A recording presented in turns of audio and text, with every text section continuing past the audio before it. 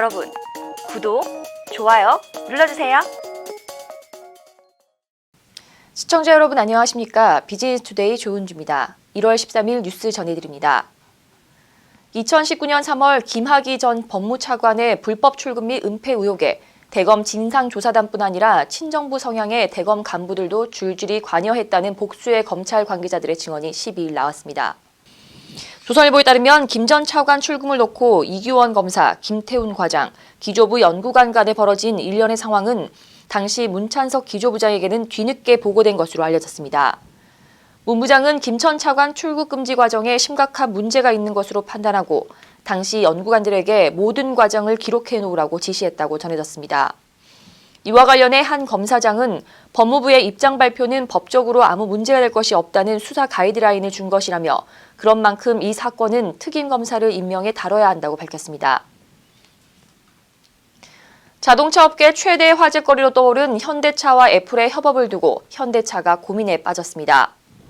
현대차는 최근 애플의 전기차 공동개발 제안을 받고 내부에서 치열한 토론을 벌이고 있는 것으로 알려졌습니다. 자동차 업계 일각에서는 대만 폭스콘이 애플 아이폰을 단순 위탁 생산했듯이 현대차가 애플의 하도급 역할을 하는 것 아니냐는 우려가 제기되고 있습니다. 업계 관계자는 현대차는 단순히 보여주기식으로 협업하진 않겠다는 입장이라며 애플의 제안을 비즈니스 차원에서 철저히 분석하고 있다고 밝혔습니다. 기아자동차는 카카오 모빌리티와 손잡고 친환경 전기차 보급 활성화에 나선다고 밝혔습니다. 양사는 이번 업무 협약을 통해 전기차 기술 인프라와 모빌리티 플랫폼을 접목해 택시를 포함한 운수업계 종사자와 승객, 일반 운전자 모두의 편의와 만족도를 제고하고 온실가스 배출 저감 및 대기 환경 개선을 도모할 계획입니다. 이를 위해 기아차는 전기차와 충전 인프라, 배터리, 차량 보증, 정비 지원 등의 분야에서 역할을 수행하고 카카오 모빌리티는 플랫폼을 활용한 인프라와 솔루션을 제공합니다.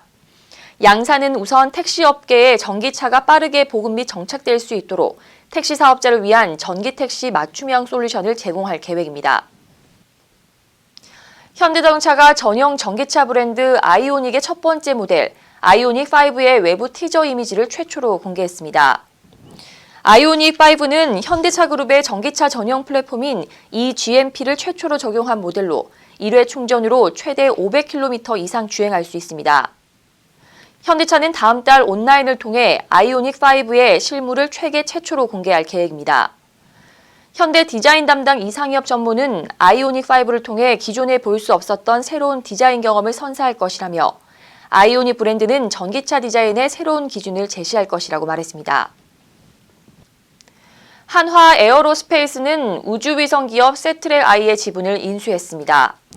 세트랙아이는 국내 최초 설립된 위성 전문 기업으로 시스템 개발 및 관련 서비스를 제공하고 있습니다. 한화 에어로스페이스는 이번 지분 인수에 대해 뉴스페이스 시대를 맞아 미래 성장이 기대되는 우주위성 산업 관련 핵심 기술을 보유한 국내 기업에 투자하고 중장기적으로는 회사와의 시너지를 통한 위성 개발 기술 역량을 확보해 기술적 우위를 선점하기 위한 결정이라고 설명했습니다.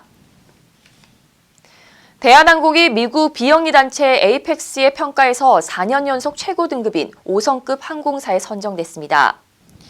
미국 뉴욕에 소재한 에이펙스는 지난 1979년 설립된 세계적인 비영리 단체로 항공사, 항공기 제조사 등 항공업 관련 482개사가 회원으로 가입하고 있습니다. 대한항공 측은 5성급 선정에 대해 항공지 좌석과 기내 엔터테인먼트, 제철 식자재를 사용하는 기내식과 고품질의 와인 등 차별화된 서비스가 고객들로부터 호평을 받았기 때문이라고 설명했습니다. 김종인 국민의힘 비상대책위원장이 12일 국민의힘 이름으로 서울시장 보궐선거에서 이겨야 대선에서도 국민의힘 이름으로 후보를 낼 수 있다고 말했습니다. 김 위원장은 조선일보와의 통화에서 서울시장 후보 단일화 문제와 관련해 단일화를 노력하겠지만 못하겠다고 하면 할 수 없는 것이라며 그래도 우리 당이 이길 것을 확신한다고 말했습니다. 당 핵심 관계자는 내년 대선까지 염두에 두고 당을 이끌어야 한다는 게 김 위원장 생각이라며 지금은 안 대표 지지율이 높게 나오지만 당내 경선을 잘 치러내면 상황이 충분히 바뀔 수도 있다는 얘기를 하고 있는 것이라고 말했습니다. 이를 두고 정치권에서는 김종인 위원장이 안철수 대표를 향한 압박성 발언이라는 해석이 나오고 있습니다. 현직 부장검사가 김학의 전 장관 출국 금지 과정에서 저질러진 불법을 일각에서 관행이라고 주장한 데 대해 정면으로 비판했습니다.